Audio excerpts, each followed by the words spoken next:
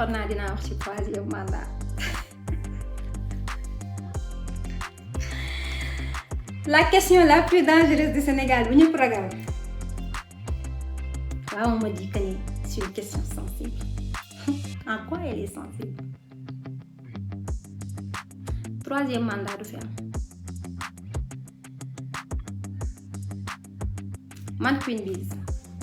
maa ne troisième mandat du fi am bakkan laa ci